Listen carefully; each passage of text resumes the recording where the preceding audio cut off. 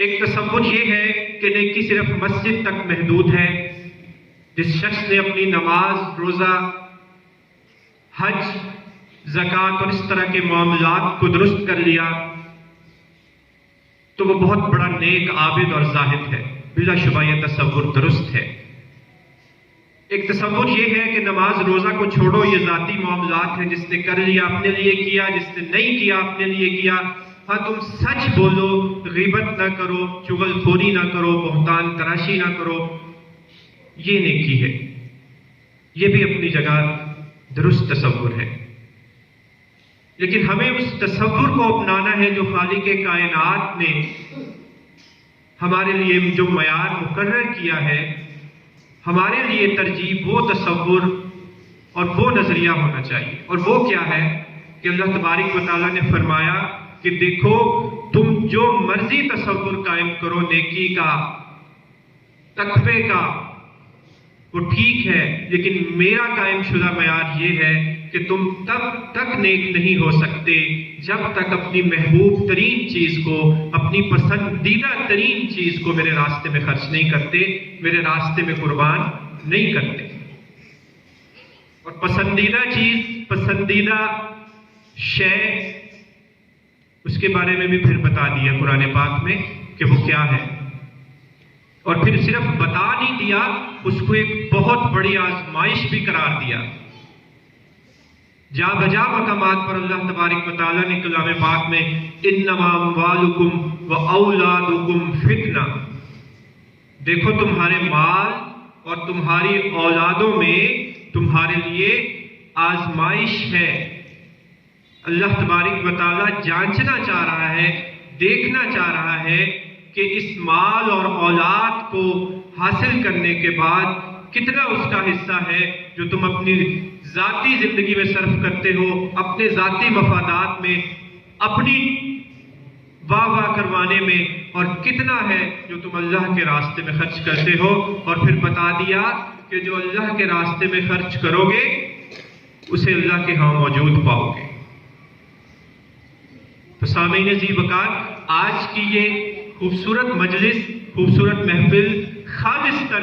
اللہ تبارک و تعالیٰ کی رضامندی اور خوشنودی کے لیے ہر طرح کی نمود و نمائش، ہر طرح کے فوٹو سیشن کی سوچ سے ماورا اور ہر طرح کی ریاکاری سے پاک، خالصتاً اللہ کی رضامندی اور خوشنودی کی نیت کر کے منعقد کی گئی ہے. اللہ کے حضور دعا ہے کہ وہ اس کاوش کو جو ہمارے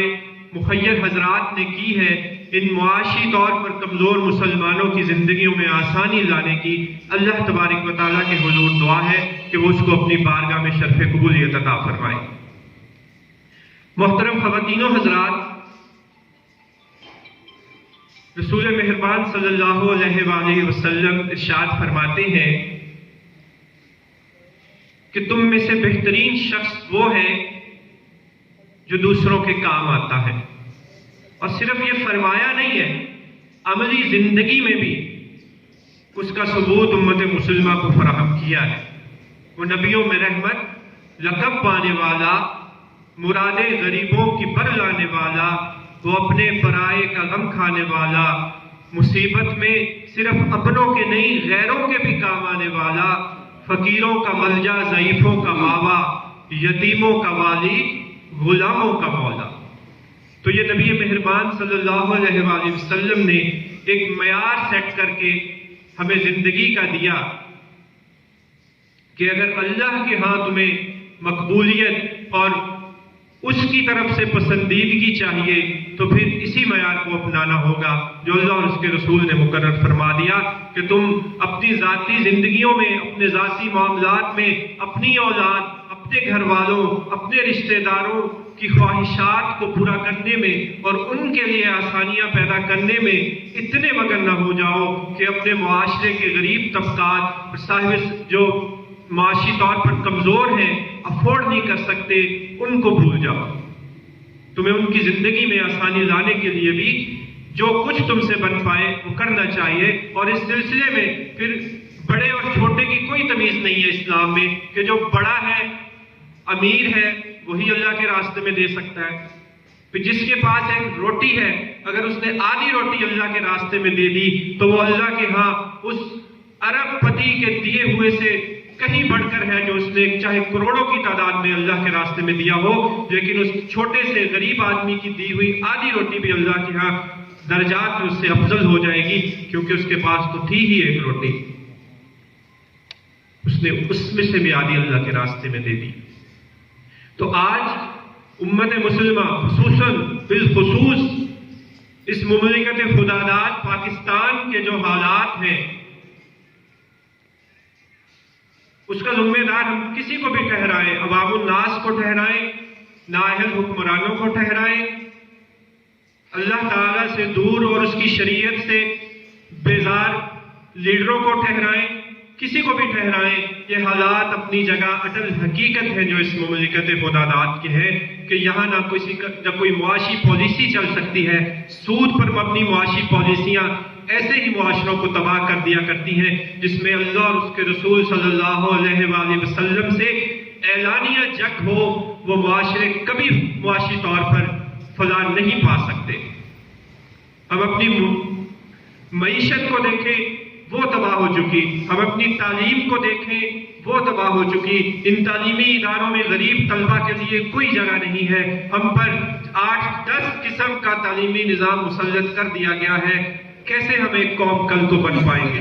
ہم صحت کی صورتحال کو دیکھیں تو ہمارے ہسپتالوں میں غریب کے لیے کوئی جگہ نہیں ہے، وہ بیچارہ اسٹریچر پر پڑا پڑا ہسپتال کی راہداریوں میں دم توڑ دیتا ہے۔ اس کا ذمہ دار ہم کس کو ٹھہرائیں؟ الغرض زندگی کے جس شعبہ میں بھی دیکھیں، ہم پر آج وہ ذلت اور پستی مسلط ہے جس کا اللہ تبارک و تعالیٰ نے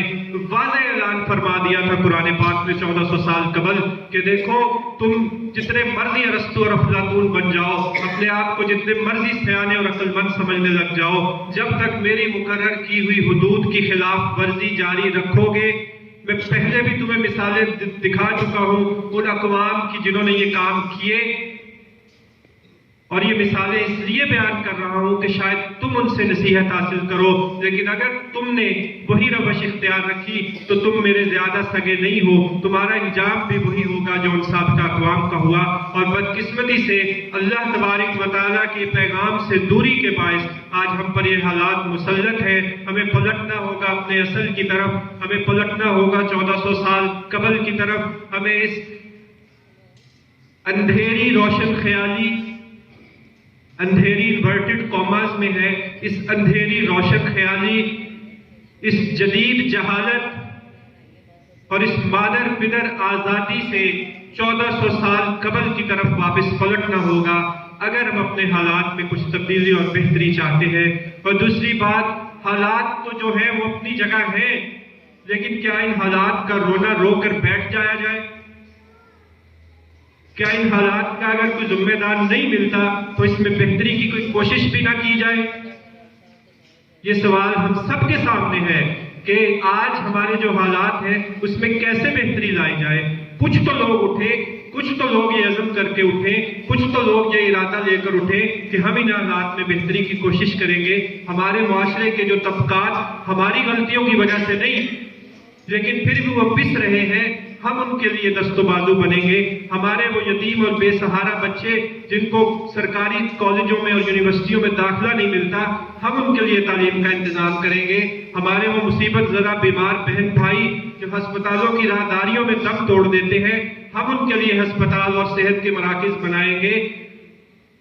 تو میرے بہنوں اور بھائیوں، کسی کو تو یہ ذمہ داری قبول کرنی ہوگی، اور الحمدللہ ثم الحمدللہ اس ذمہ داری کو محسوس کیا الخدمت فاؤنڈیشن پاکستان نے،